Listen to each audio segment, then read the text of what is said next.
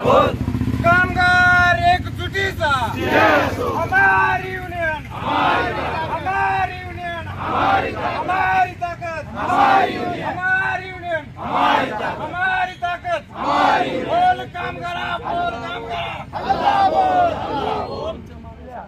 साहेबाच्या कानात बी गेले, साहेबाचे प्रतिनिधी बी घेऊन गेले, परंतु मी आज तुम्हाला हे सांगू इच्छितो की गेल्या 2 वर्षापासून वेगवेगळ्या प्रयत्नाने वेगवेगळ्या प्रकारे कामगारावर अन्याय होत आहे।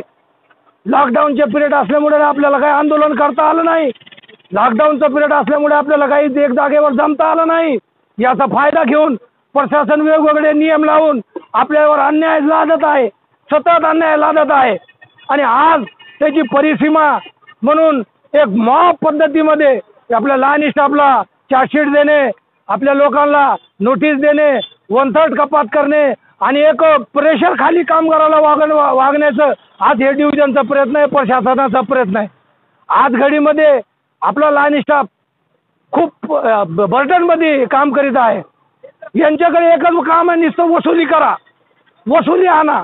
आमचा कामगार तिथं त्या गावामध्ये नोकरीला आहे, त्या गावामध्ये रोज जातोय, त्या कंझ्युमरला रोज भेटतोय, त्या कंझ्युमरला बिल भरायची विनंती करतोय, तो कंझ्युमर बिल भरायला तयार नाही, त्याला काय करणार?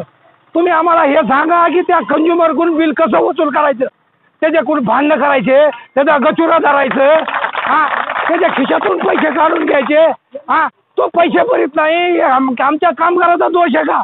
त्याच्यासाठी काहीतरी तुम्ही एक कार्यक्रम तयार करा, जे पैसे भरत नसेल ते अधिकारी समोर आम्ही दाखवून देतो की बाबा हे पैसे भरीत नाही, ह्याचं कट केलंय आम्ही वरून, ह्याचं टीडी केलेलं आहे तरी पण पैसे भरीत नाही, ह्याचा पीडी केलाय आम्ही तरी पण पैसे भरीत नाही। तेलगाव माजलगावमध्ये एक पद्धत झाली, तिथली एजन्सी बंद पडली, रिडिंग एजन्सी बंद पडल्यानंतर आपल्या कामगार जनमित्रांनी ती सगळी रिडिंग घेतली। गेल्या 2 वर्षाची जी त्याच्यावर बटन रिडिंग होती, जे साठवलेली रिडिंग होती, आपल्या कामगारांनी इमानदारीने ती रिडिंग टाकली। 1-1 लाख रुपये लोकांना बिल आले, ते लोक बिल भरायला तयार नाहीत। एजन्सीवर काही कारवाई केली तुम्ही ते सांगा, एजन्सीवर काही कारवाई करणार नाही। आमच्या कामगाराला ते 1 लाख रुपये वसूल करा, कसं करणार 1 लाख रुपये वसूल? तो कंझ्युमर 1 लाख रुपये भरायला तयार नाही, तो म्हणतो मला 2,000 रुपये महिना बिल येत होता, अचानक 50,000 1 लाख रुपये कसं काय बिल आलं? जी डिमांड तेलगाव माजलगावची 50,000 रुपये होती, ती आपल्या रिडिंग नंतर 1,75,00,000 रुपयावर गेली, तरी पण आपल्या कामगारांनी 1 कोटी रुपये वसूल केलेत। एवढे 1 कोटी वसूल करून ते 75,000साठी एवढे 35 लोकांना 40 लोकांना चार्जशीट देऊन त्यांचे 1/3 कपात केले। एवढं मोठा अन्याय आणि प्रशासन बोलायला तयार नाही। आम्ही त्यांना विनंती करतो की तुम्ही आम्हाला सांगा, आम्ही आमचं कुठं चुकलं, आमच्या जे लाईनमनचं कुठं चुकलं? तो दारू पिऊन पडतो का कुठं? तो कामावर नाही का? तो अपस्कॉन्डिंग आहे का? तो त्या गावात जात नाही का? तो गावात जाऊन सगळे कामं करून त्याचा व्यवस्थित लोकांना सांगतो, तरी हे लोक पैसे भरायला तयार नाहीत। या पैसे भरायसाठी काहीतरी कार्यक्रम तयार करा। आणि मित्रांनो, गेल्या 2 वर्षापासून जे टीडी केलेले पीडी केलेले मीटर आहेत, ते हजारोच्या संख्येने मीटर आहेत, अजून हे ऑन स्ट्राईकवरच आहेत, ऑफ स्ट्राईक झालेच नाहीत, त्यांना बिलं चालू आहेत अजून। ते लोक म्हणतात आमचं मीटर कवाच काढून दिलंय, आम्हाला कशाला बिल देता? आणि ते बिल यांच्या डिमांडवर आलंय, यांच्या डिमांडवर बिल आहे, हे म्हणते ते बिल वसूल करा। त्याच्याकडे मीटरच नाही, 2 वर्ष झाले मीटर काढून घेऊन गेलं त्याच्या घरी मीटर नाही आत, तरी पण त्याचं बिल वसूल करा। ही पद्धत कुठली आहे?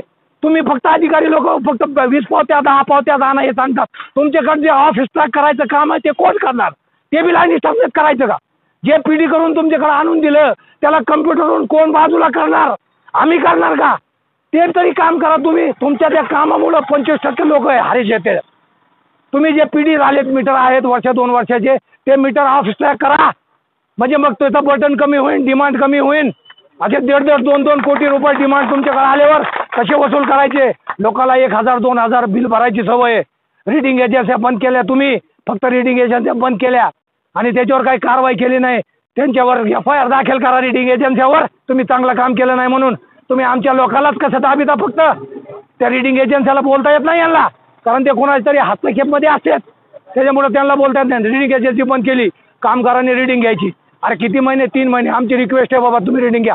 काम नसताना आपल्या लोकांनी रिडिंग घेतली हो, काम नसताना। काय काय काम करायचं, किती तास काम करायचं. साधा लेबर जरी असला ना, बांधकाम करणारा, स्लॅब करणारा 8 तासापेक्षा काम करीत नाही बांधवांनो. साधा लेबर असलं तरी गडी मोलमजूर आपण लावतो शेतात, 8 तासापेक्षा काम करीत नाही. तुम्ही कोणत्या अधिकाराने म्हणता 24 तास काम करा म्हणून? कसं म्हणता 24 तास काम करा म्हणून? कामाचे तास ठरविण्यात यावे. कामगारांनी लाईन स्टाफने किती तास काम करावं त्याचे तास ठरविण्यात यावे. आज मीटिंगमध्ये स्पष्ट याचा निर्णय करून घेऊ. काम किती तास करायचं लाईन स्टाफने, कसं करायचं लाईन स्टाफने काम, पद्धत काय कामाची आणि नॉर्म्स काय आहे लाईन स्टाफचे कामाचे. सगळ्या कामगाराचे नॉर्म्स ठरलेले आहेत. कोण कामगारांनी, कुठल्या पदाच्या कामगारांनी त्याच्या नॉर्म्सप्रमाणे काम करायचं आता ठरलेलं असताना तुमच्या आमच्यावर हे जबरदस्तीने लादत आहे. तुम्ही काय बोललात त्याला सस्पेंड करा, त्याला चार्जशीट द्या,